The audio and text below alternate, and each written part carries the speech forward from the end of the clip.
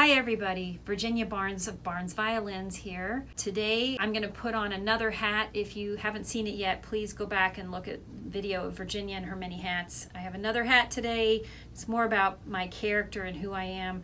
My hat of being a firebrand. My husband, the minute he met me 30 years ago or so, said I was a troublemaker. So, topic today is fight for your right to practice. I want to talk about pattern problem that I see here in the shop. Parents get their kids into music in elementary school, violin, cello, viola, bass, and there's time for them. There's free time after school to practice. There's really not that much problem till we get to about 7th and 8th grade. And the issue is that suddenly the kids are into school sport team situations, because what's happening is the sports take up so much of the students' after school time that there is no free time. And so then suddenly the practicing is not happening, the interest goes down because they're not playing as much or involved. So that's what I'm here to talk to you about today. And I can't tell you how many times I've heard this right around 7th and 8th grade. And the thing is you got to remember as parents all the effort and time and learning that has gone on in all the years before this, and that they've built something up that is really quite special. Not everybody plays instruments, and it's really, really hard, especially bowed stringed instruments is really hard. And so you need to fight for them to hang in there from that about 7th to 8th grade through high school. They will be so happy that they didn't quit if you can hang in there and help them hang in there and navigate through this very difficult period of 7th and 8th grade through high school. So as far as the sports are concerned, the organized teams, they expect 3 hours of conditioning after school each day.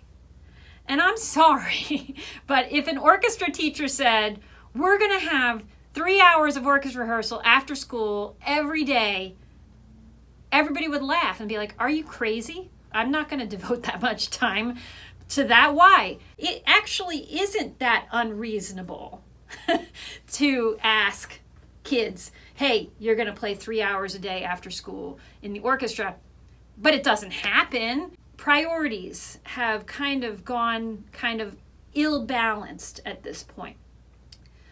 Well-roundedness is great. I think being fit is great. I walk the beach for about an hour as many mornings as I can, watch the sunrise, and I'm tricking myself into exercising because it's so beautiful. And I need that time. It's not just about exercise, but headspace, everything else.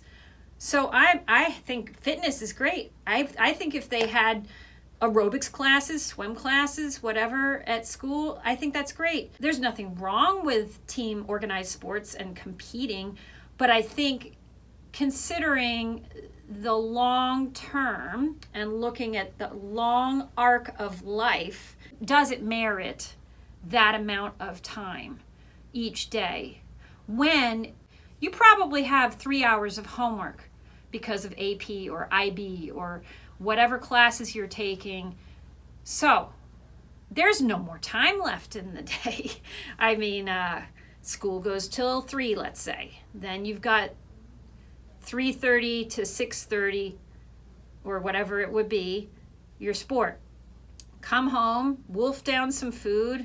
There goes the quality time at the dinner table, and then rushing off to the bedroom to be isolated alone for 3 hours to do all the homework that needs to be done. So that leaves no time for the instrument that they have worked so hard on from young age up until that time. And that doesn't really make sense, because if we're talking about academics and striving for excellence in academics in the effort to get into a really good college, Why would you throw away the thing that enhances good grades? Anybody who is doing music, learning an instrument, it raises their test scores, it raises their SAT scores, it raises their IQ.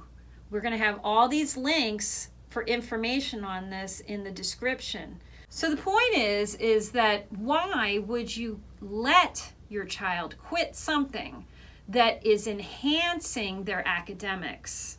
Treat it like it's another subject. Maybe minimize the amount of time they need to do it practice-wise, maybe lessons every other week. But what I do know is that when colleges are looking through all of those applications, the school will want them because of course they're going to be an excellent student academically. It's just automatic thinking. Music adds value to the resume, adds value to the application for college. And if we circle back to high school and all the things that need to be juggled during high school, like I said, how are we supposed to get all this stuff done? Of course, there's the community service hours that are required. Well, guess what? They can be covered in youth orchestra. There are many wonderful youth orchestras in the South Florida area, and those hours can count as community service. So what a great way to keep on playing, to have a community of friends that are like-minded in that they play a musical instrument and have wonderful concerts, and at the same time get your community service done. It's not some extra thing. Now, how am I supposed to get all this done? Little by slowly, you can get it done over the course of your 4 years of high school. You're done pretty quickly with that aspect of things. Anyway, I am trying to help you with that pivotal moment in which a child says, I just can't do it anymore. I love it, but I just can't do it. And for you to have resources for you to say, hang in there, let's just change the goals for now, and maybe smaller goals, smaller expectations, and just hang on to it and just treat it like a class. We don't quit math, we don't quit reading. And I'll tell you why is beyond, okay, it's going to help you get into college.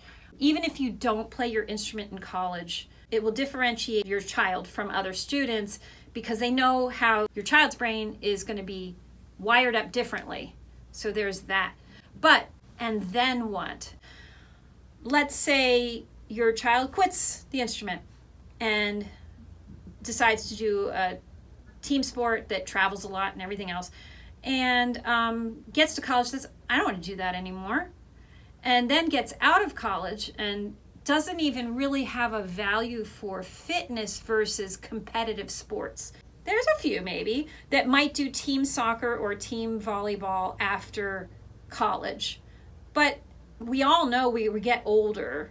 I can understand golf, tennis, swimming, track might make sense. I don't understand why walking isn't an option for PE. Sir Arthur Conan Doyle, he said when he was in boarding school that they did these giant walks in the beautiful area where he was at school in the hills. And of course that's to strengthen the lungs, which strengthens your brain. That's the goal, is what can we do to maximize the balance of health of our child, of our students. So anyway, I'm saying in a roundabout way that when you get older, you're not going to play baseball or football or any of these big team sports. So it's and then what? You may not even play those sports in college because it's very competitive. So that's the and then what? Will your child then say, well, I just love feeling fit, so I'm just going to pick something else that will make a lifetime of fitness? I hope so, but I wish that the schools would focus on that. But let's compare that to the and then what with maybe a violin. So your child starts when they're young, 6, 7, and they learn to read music, which very few people on this planet know how to read music, so it's quite a skill. They start to play at school, They get to middle school, they get into the advanced orchestra, and then they make a commitment to playing it in high school. Maybe they get a scholarship to a special school for that, which is great. I mean, music opens doors. And then they get into the college of their choice. They're still playing their violin, maybe as a minor, or just playing in the orchestra because they want to. Then they graduate. Here's where the "and then what" is very important. Once your student has a career, it is so nice to have that instrument that, I've had such a long day. I think I'll just go into my room and play some music for a little bit and chill out, calm down. That's great. Or, hey, I would like to play in the community orchestra. Or, there's a nursing home nearby. I think I'd like to go there and play Christmas carols or something to that effect. The "and then what" never ends. So now you've got this beautiful thing you can do as an adult. And then as we get older, playing musical instruments slows cognitive decline. I know people who purposely start musical instruments when they're older because they find out, if I play a musical instrument, it will slow cognitive decline. The oldest person that started fresh from nothing of our customers, he was 84 when he started, and he's 89 now, and he's doing great. He is playing and enjoying it. So the "and then what" flows with music. You can play your whole life. It's a lifelong gift. So why let it go in 7th and 8th grade? I would love to see, like I said, the "and then what" with sports to be more fitness oriented, because the same thing, when we get older, we need to be fit. I'm now in an age where I need to keep my bones strong. I need to watch my blood sugar, all these different things, and keep my stress down. And so now I never liked to do sports at all. I was so short that I felt like in basketball, I liked shooting hoops, but I didn't like when somebody's armpit was in my face because I was so short. I didn't like confrontation. And why does that have to be the focus in sports? I don't know. Fitness, maybe running would make sense. We dug into this topic, and as I said, it should be an "and," not an "or." And there's even a fact that says that learning musical instruments makes you a better athlete, and vice versa. So contact your school.